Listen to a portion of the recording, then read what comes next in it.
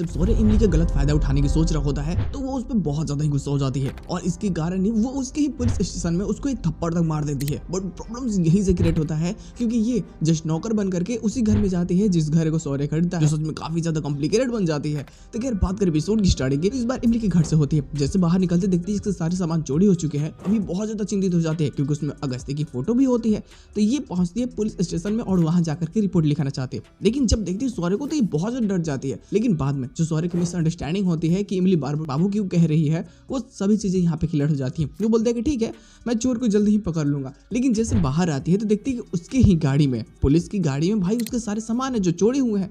तो ये अब इसको समझ में आता है कि सौर्य नहीं चुराया। बाद में सौर्य बताता है कि नहीं, दरअसल एक लोकल चोर ने इसको चुराया था, बस इन्होंने उससे बरामद की है सारी चीजें और इनको पता नहीं था कि किसका है, तो जिसका वो अपने पास रखा था।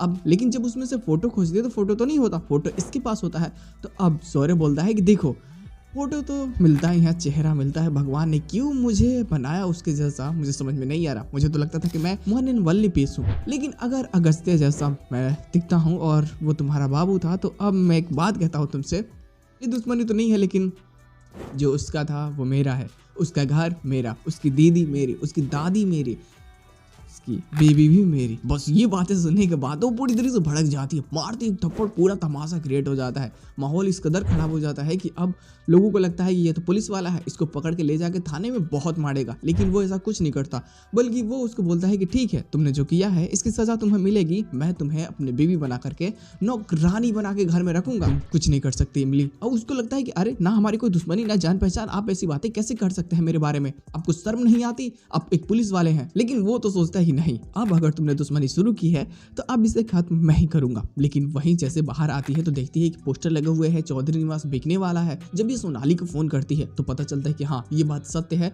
और घर बिकने वाला है, क्योंकि घर में सभी की हालत खराब होती है। तो ये क्या करते हैं, नौकरानी बन के घर में जाती है। जब सभी को पता चलता है कि घर के बाहर कोई आकर के पूरे घर को साफ सफाई कर रहा है, जाकर के बाहर देखते तो पता चलता है कि जो पहले ही नौकरानी थी वो तो अभी तक है, तो ये दूसरी नौकरानी कहाँ से आ गई।